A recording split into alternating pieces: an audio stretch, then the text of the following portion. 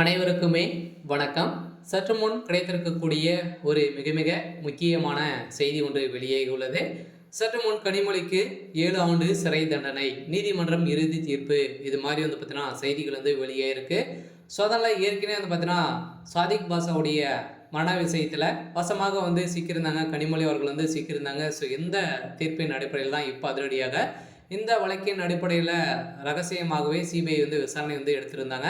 இந்த விசாரணை அடிப்படையில் இப்போ அதிரடியாக நீதிமன்றம் இறுதி தீர்ப்பாக தான் கனிமொழிக்கு வழங்கக்கூடிய நிலையில் அவங்களுக்கு 7 ஆண்டு சிறை தண்டனை வழங்கியிருக்கக்கூடிய நிலையில் இப்போ அதிரடியாக நீதிமன்றம் இறுதி தீர்ப்பு வழங்கக்கூடிய நிலையில் திமுகவுடைய தலைமையகத்துக்கு ஒரு மிகப்பெரிய இடியாக தான் விழுந்திருக்கு. ஸோ அதனால் முதல்வர் ஸ்டாலின் அவர்களுக்கு ஒரு மிகப்பெரிய செக்காக தான் இருந்திருக்கு. ஸோ அதனால் சாதிக் பாஷா மரண வழக்கை ரகசியமாக விசாரிக்கும் சிபிஐ விசாரணைக்கு பார்த்தீங்கன்னா எடுத்திருந்தது. இது திமுக தலைவர் ஸ்டாலினுக்கு நெருக்கடியை கொடுத்து வந்திருக்கக்கூடிய நிலையில் ஏற்கனவே எம்பி கனிமொழி அவர்கள் 2G விவகாரத்திலிருந்து தொடர்புடைய சாதிக் பாஷா அவங்க பார்த்தீங்கன்னா இதை எதிர்த்து போராட்டத்தில் ஈடுபட்டு இருந்த நிலையில் அவர்கள் திடீர்னு அடுத்த நாளே மரண வழக்கை மரணமடைந்த சம்பவத்தினால இந்த வழக்கை ரகசியமாக விசாரித்து வருகிறது.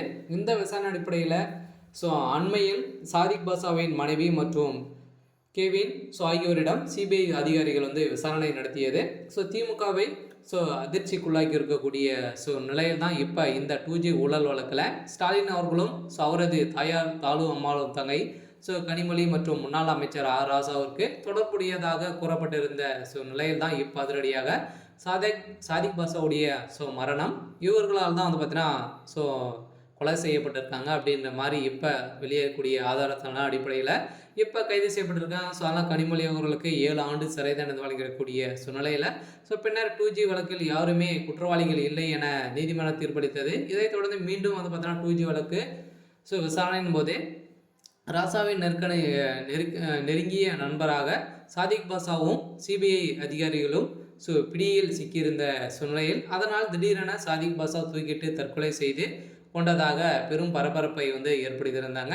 இந்த விவகாரத்தில் ஸ்டாலின் பெரும் அடிக்கப்பட்டது. தற்போது லோக்சபா தேர்தல் நெருங்கி வரும் நிலையில் பாஜக திமுக கடுமையாக விமர்சித்து வருகிறது. இந்த நிலையில் தான் சாதிக் பாஷா மரண விவகாரத்தை சிபிஐ தோண்டி எடுத்திருக்கக்கூடிய நிலையில் இதன் அடிப்படையில் தான் சாதிக் பாஷாவின் மனைவி மற்றும் கேவின் ஆகியோரிடம் அண்மையில் சிபிஐ அதிகாரிகள் ரகசிய விசாரணை நடத்தியிருக்கின்றனர். இதில் திமுக தலைவர் ஸ்டாலின் நெருக்கடி தரவே இந்த விசாரணை எடுத்திருக்கிறது அப்படின்ற மாதிரி தகவல் வெளியேறக்கூடிய நிலையிலும் இந்த விவகாரத்தில் நீதிமன்றம் எந்த ஒரு தீர்ப்பு வழங்கியிருக்காத நிலையில் இப்போ மீண்டும் தோண்டி இருக்கக்கூடிய நிலையில் தான் இந்த விவகாரத்தின் கனிமொழி அவர்கள் ரகசியமாக எடுத்திருக்கக்கூடிய நிலையில் அதிரடியாக இவங்களுக்கு 7 ஆண்டு சிறை தண்டனை விதிக்கக்கூடிய நிலையில் ஒரு மிகப்பெரிய சம்பவங்களாக தான் நடக்க போகுது.